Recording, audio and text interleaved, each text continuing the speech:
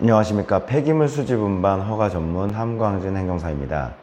오늘은 건설 폐기물 수집 운반 허가를 준비하시는 대표님들이 가장 많이 물어보시는 질문 3가지에 대한 해답을 사례와 함께 말씀드려 보겠습니다. 건설 폐기물 수집 운반 사업을 준비하시거나 허가를 준비하시는 분들이 제일 먼저 하시는 질문이 이거예요. 행정사님, 제가 지금 차량도 있고 사무실도 있는데요, 허가 받으려면 시간이 얼마나 걸리나요? 이 질문을 제일 많이들 하세요. 사실 이런 경우 이분은 허가 조건을 모두 갖추셨기 때문에 저에게 의뢰를 주신다면 바로 사업계획서 작성해서 사무실 소재지 구청이나 시청에 제출하면 끝이에요.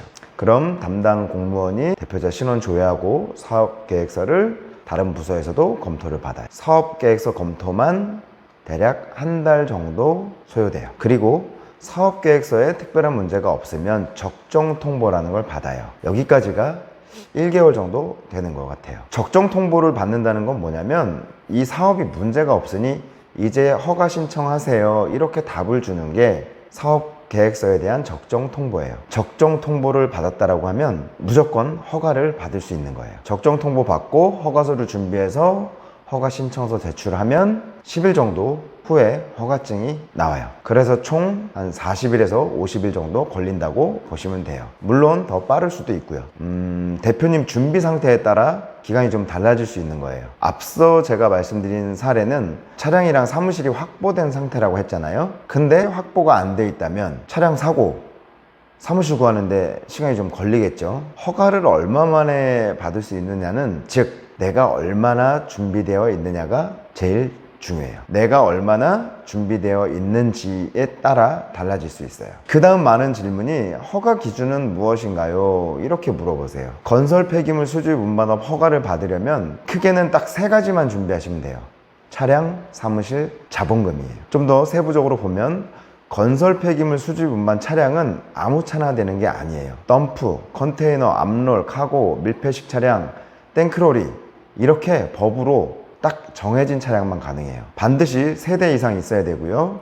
단 서울은 5대 이상이에요. 서울을 제외한 모든 지역은 3대만 갖고 계시면 허가를 받을 수 있습니다. 그런데 꼭 이런 분들이 있으세요.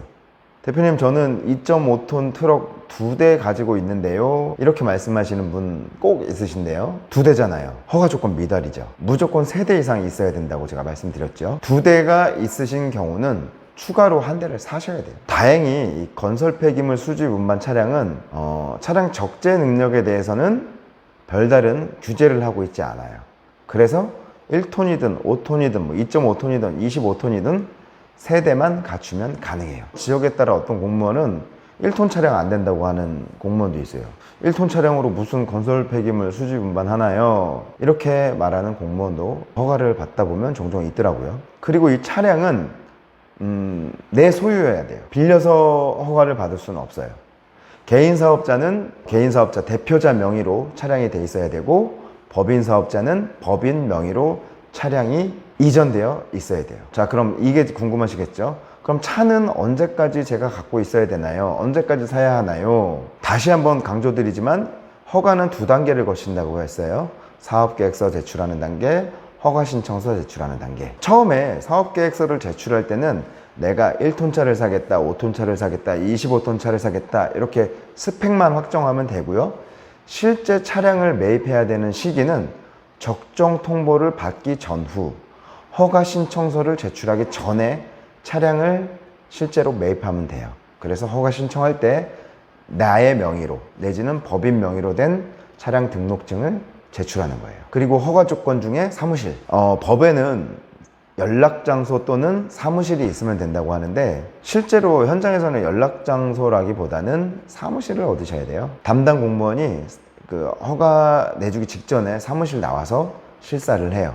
실제 사무실이 있는지, 간판이 있는지, 책상이 있는지 등등. 인터넷이 설치되어 있는지도 보는 경우도 있었어요. 사실 수집 운반업을 크게 하지 않으시는 분들은 사무실이 없어도 되잖아요. 그런데 허가를 받으려면 어쩔 수 없이 사무실을 얻으셔야 돼요. 그래서 보증금 내시고 월세도 따박따박 내야 되는 문제가 좀 있죠. 허가를 받으시려면 진짜 사무실이 있으셔야 돼요. 내가 사는 아파트의 주거지, 공유 사무실 허가 안 나옵니다. 종종 우리 땅에 뭐 컨테이너가 있다, 뭐 가설 건축물이 있는데 어떠냐 이렇게 말씀하시는데요. 불법 건축물은 안 돼요. 제일 좋은 건 건축물 대장 용도상 2종 근린생활시설 사무실이 제일 좋아요. 실제로 예전에 충남 홍성 쪽이었는데 주거지가 안 된다고 그렇게 말씀을 드렸는데도 한번 해보자. 그래서 이제 그분 사시는 집을 사무실로 했는데 결국엔 안 됐어요. 한 2달 시간만 낭비했죠. 결국에는 사무실 얻어서 다시 신청해서 허가 받았어요. 건설 폐기물은 자본금 기준이 있어요. 사업장 폐기물은 자본금 기준이 없지만 건설 폐기물은 자본금 기준이 있어요. 개인 사업자는 4천만 원, 법인 사업자는 2천만 원. 법인 사업자는 등기부등본으로 증명하면 되고 개인 사업자는 통장 잔액 증명서로 증명하면 돼요. 자, 이제 마지막 세 번째 질문은 이거예요. 도대체 이 폐기물이 건설 폐기물인가요? 일반 폐기물인가요? 이렇게 물어보시는 분들 많으신데요. 건설 폐기물이냐 아니냐 이거 사실 어디서 쉽게 설명해 주는 사람 많지 않을 거예요. 그러니까 오늘 확실히 알고 가세요. 폐콘크리트, 폐아스팔트 콘크리트, 폐벽돌, 폐블록, 폐기와 건설 폐토석 전형적인 건설 폐기물이에요. 그리고 일반 폐기물과 좀 헷갈리는 것들이 있는데 뭐 폐목재, 폐합성 수지, 폐섬유, 폐벽지, 폐금속, 폐유리, 폐타일, 폐판넬 이름만 들어보면 뭐 일반 폐기물 같잖아요.